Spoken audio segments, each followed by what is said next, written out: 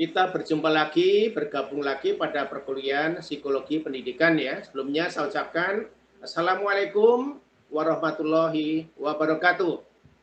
Waalaikumsalam warahmatullahi wabarakatuh. Baiklah anak-anakku, hari ini kita bergabung lagi pada perkuliahan Psikologi Pendidikan ya. Nah, hari ini kita masuk pada pertemuan ke-12.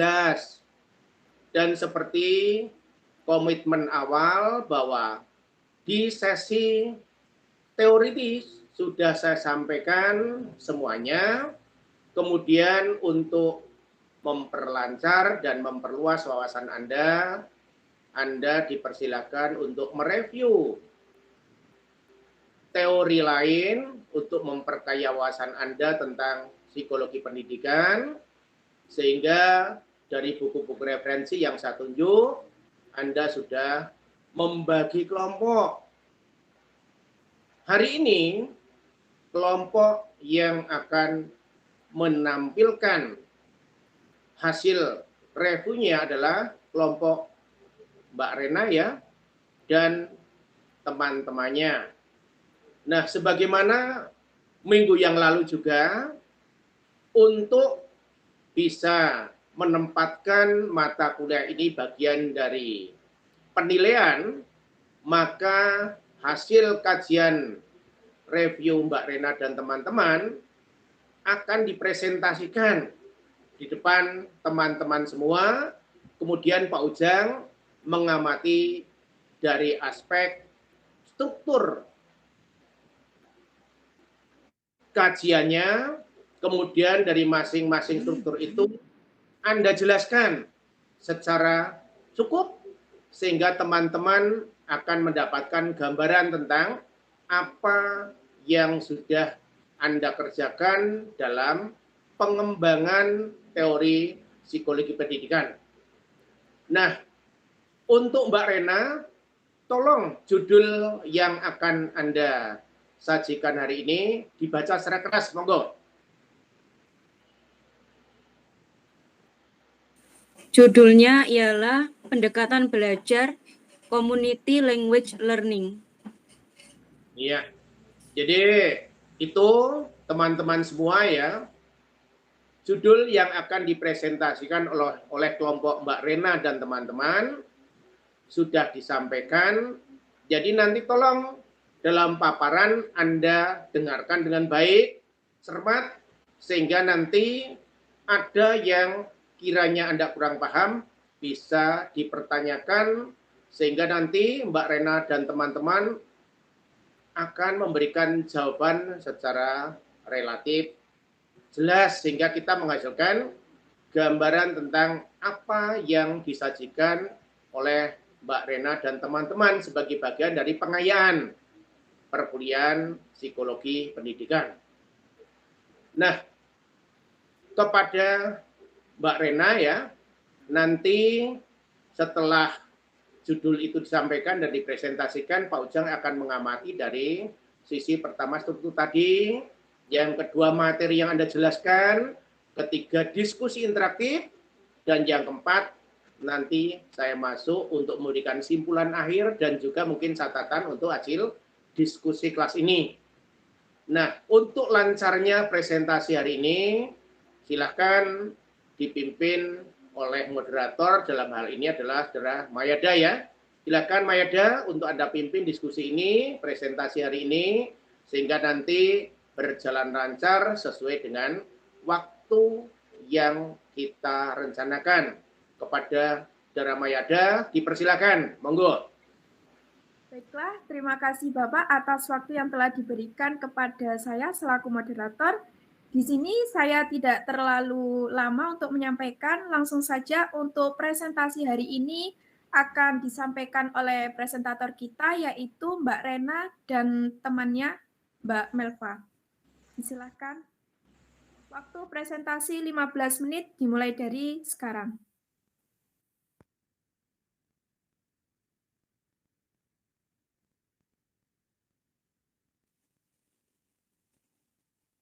Baik, terima kasih untuk Mbak Mayada atas waktunya. Langsung saja pembahasan yang pertama ialah mengenai pengertian dari community language learning.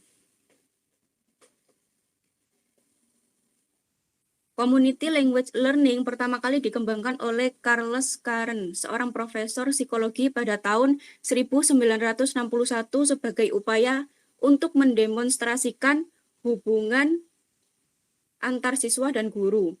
Metode CLL ini menggambarkan tentang penggunaan teori counseling learning dalam mengajarkan sebuah bahasa. Tradisi community language learning ini kadang-kadang menyebutkan sebuah contoh humanistic approach. Metode ini mempercayai prinsip whole person, atau yang dimaksudkan guru tidak hanya memperhatikan perasaan dan kepandaian setiap siswa, tetapi juga memahami hubungan antar sesama siswa, baik dari segi reaksi fisik, reaksi naluri mereka, serta keinginan mereka untuk belajar. Oleh karena itu, seorang guru harus memposisikan dirinya sebagai konselor yang akan memahami perasaan dan permasalahan yang dihadapi oleh siswanya tersebut.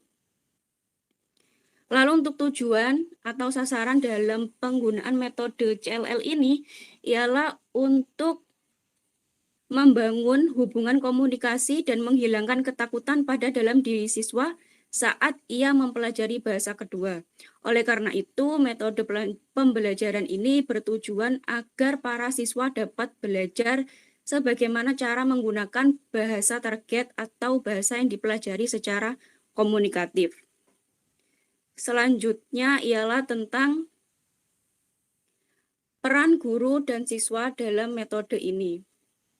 Metode CLL ini lebih ditujukan untuk menghilangkan kecemasan atau ketakutan siswa saat mempelajari bahasa kedua. Konsekuensinya, pendekatan tersebut lebih menekankan ke arah bimbingan konseling daripada pengajaran biasa. Oleh karena itu, guru lebih berposisi sebagai pembimbing atau konselor yang melatih siswanya. Siswa pun dipandang sebagai, sehingga hubungan antara guru dan siswa adalah ibarat pembimbing dan klien.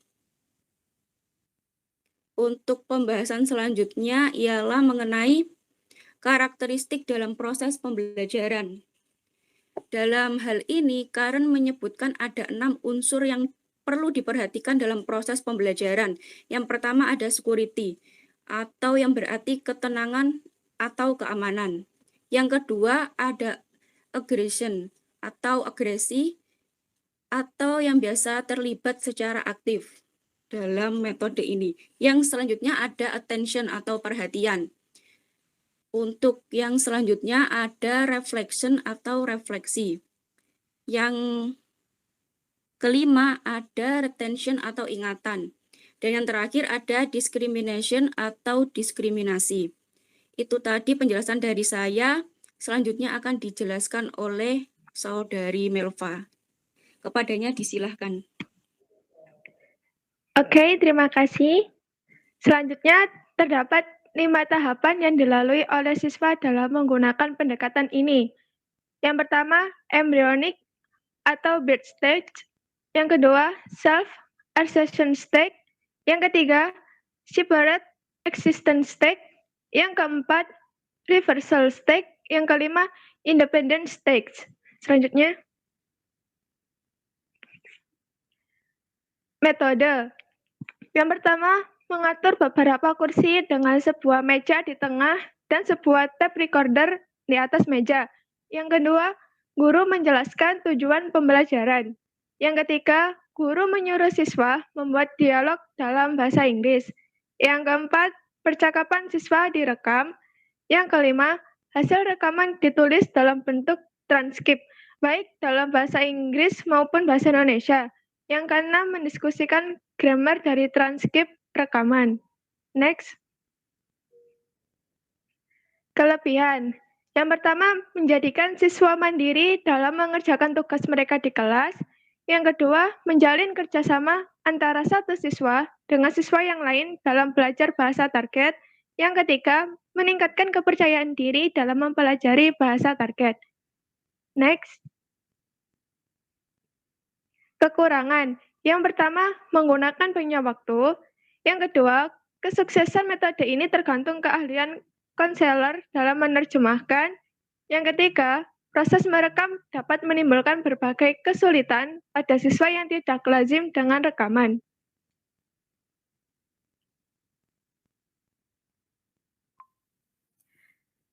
Baiklah, terima kasih untuk presentator hari ini telah menjelaskan, memaparkan materinya.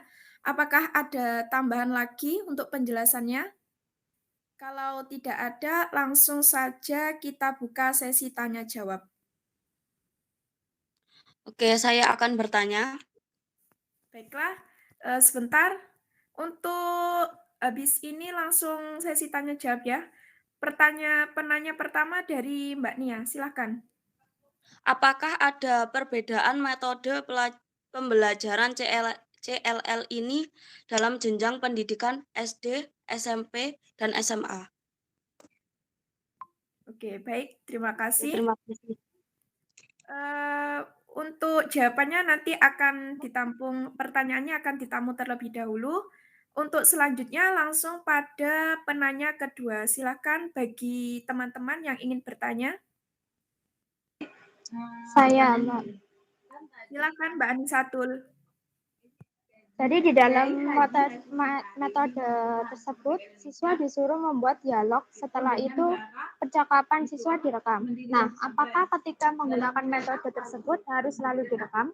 Apakah tidak bisa jika langsung berdiskusi? Terima kasih. Baiklah, terima kasih untuk penanya.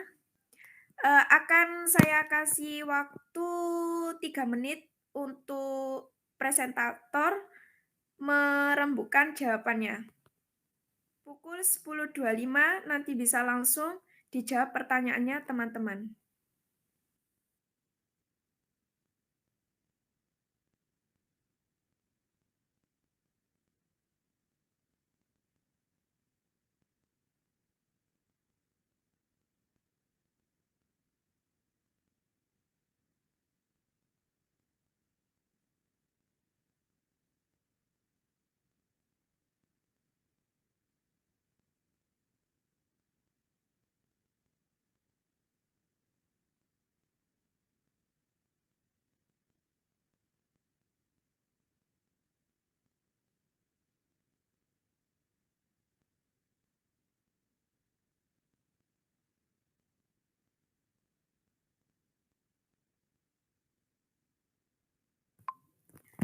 Karena waktunya nanti takutnya keburu habis, langsung saja kalau dari presentator sudah menemukan jawaban bisa langsung dijawab pertanyaannya teman-teman. Monggo Mbak Rena dan Mbak Melva, siapa dulu yang ingin menjawab? Oke, saya akan menjawab pertanyaannya Mbak Anisatul, nggih. Kan tadi soalnya di dalam metodenya siswa disuruh membuat dialog, setelah itu percakapan siswa direkam. Nah, apakah ketika menggunakan metode tersebut harus selalu direkam? Apakah tidak bisa jika langsung mendiskusikannya? Jawabannya gini, Mbak, boleh direkam, kalau nggak direkam juga nggak apa-apa. Tapi yang direkam ini percakapannya. Jadi tuh kayak ketika siswa mencoba mengucapkan apa yang ingin mereka katakan dengan bahasa target, guru meminta mereka mengucapkannya berulang-ulang. Dan jika guru merasa siswa telah nyaman dengan apa yang mereka katakan, guru akan berusaha memberikan kata atau kalimat lebih kompleks. Dan ketika siswa sudah merasa siap, mereka akan mengambil mikrofon dan siap untuk merekam apa yang mereka katakan. Lalu, guru kembali berusaha selalu agar siswa merasa lebih tenang dan nyaman dalam menggunakan mikrofon. Dan selanjutnya, ketika salah satu dari mereka telah mengucapkan sesuatu di mikrofon, dengan perkataannya, siswa yang lain akan segera merespon. Jika pada titik ini kurang berjalan dengan baik, guru sebaiknya sedikit aktif dalam memotivasi mereka. Hal ini akan berjalan hingga semua dari siswa telah merekam apa saja yang ingin mereka katakan.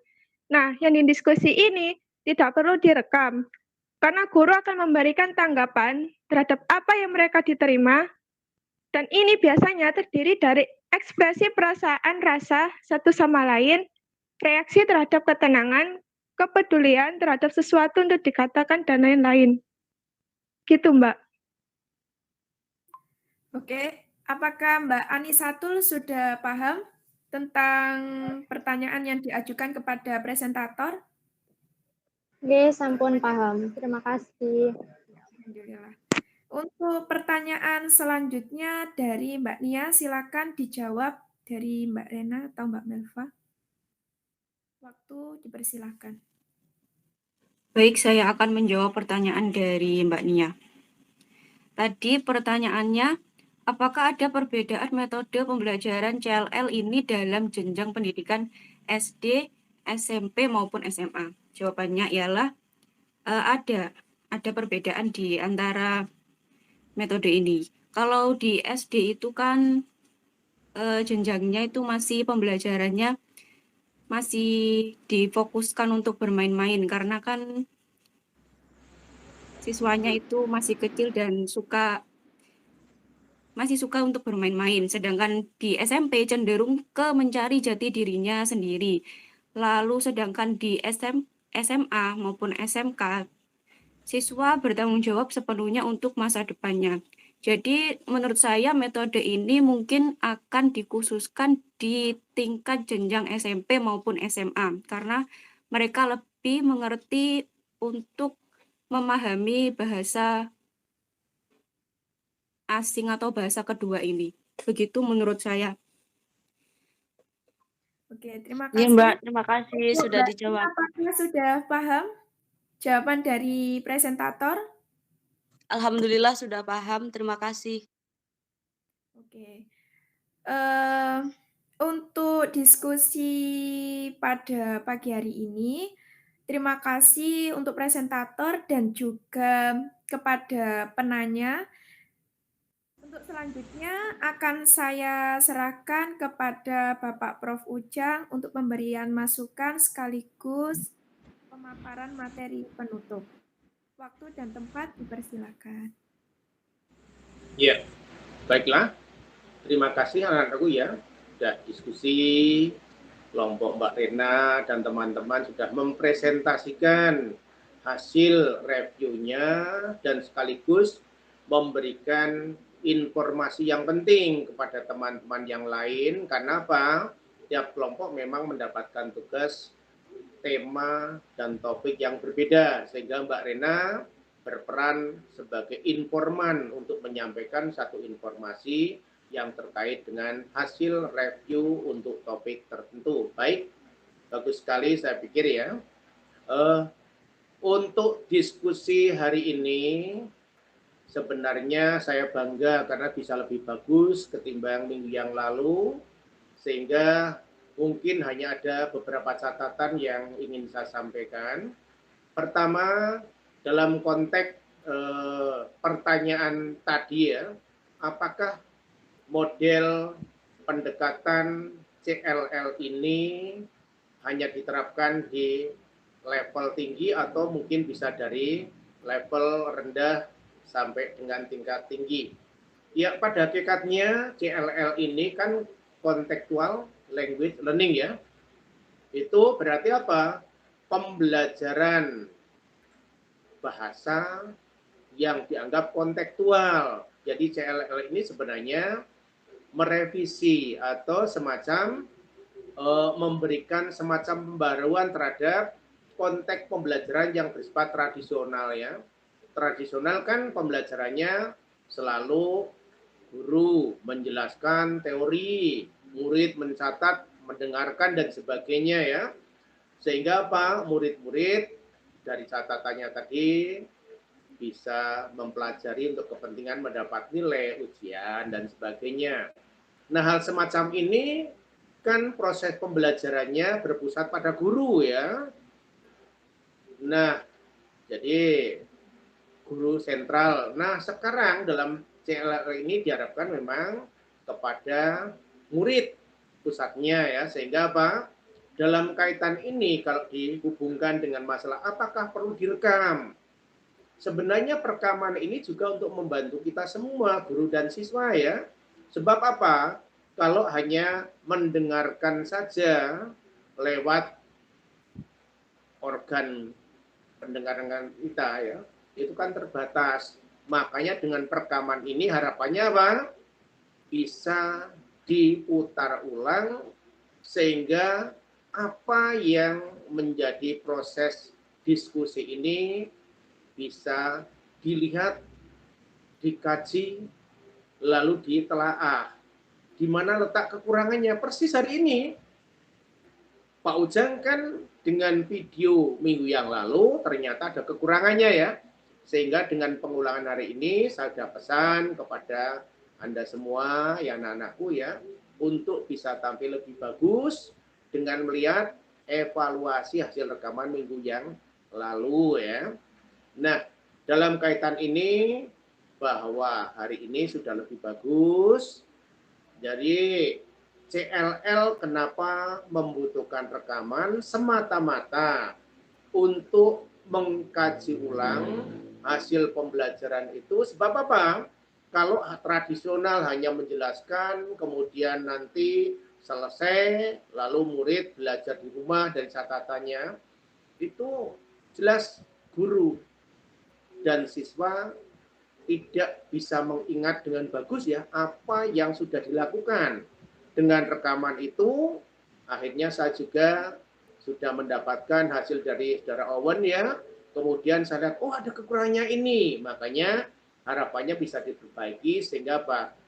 CLL ini memang merupakan satu kritik yang bagus untuk model pendekatan lama tradisional agar kekurangan-kekurangan yang sementara ini mungkin tidak kita sadari dengan mendengarkan rekaman itu, oh ternyata ada kekurangannya ya kan. Seperti hari ini ya, Saudara Mayada terlalu lama tadi ya kan, menyilahkan untuk kelompok yang presentasi, mencatat ulang, kemudian mungkin mendiskusikan ya siapa yang menjawab, itu menjadi jeda lama, maksudnya tidak usah seperti itu ya kan. Khususnya langsung saja, coba dari pertanyaan-pertanyaan ini, pertanyaan pertama dari saudara ini, seperti ini, coba kelompok Rena siapa yang menjawab duluan, langsung dijawab sehingga tidak ada jeda terlalu lama. Tapi ya itulah CLL ya, akhirnya kekurangan itu bisa kita evaluasi sehingga insya Allah minggu depan bisa lebih bagus lagi ya kan. Saya pikir itu yang bisa saya evaluasi. Terima kasih, hari ini sudah lebih bagus dan harapannya minggu yang akan datang bisa lebih bagus lagi. Nah, dari saya kiranya cukup sekian. Wassalamualaikum warahmatullahi wabarakatuh. Waktu selanjutnya saya serahkan kepada moderator. Silakan. Oke, terima kasih Bapak atas ilmu yang telah diberikan sekaligus motivasi untuk hari ini. Saya selaku moderator meminta maaf apabila dari awal hingga akhir ini ada kesalahan dalam penyampaian kata, penuturan, dan sebagainya. Sekian presentasi pada pagi hari ini. Wassalamualaikum warahmatullahi wabarakatuh. Waalaikumsalam. Waalaikumsalam warahmatullahi wabarakatuh.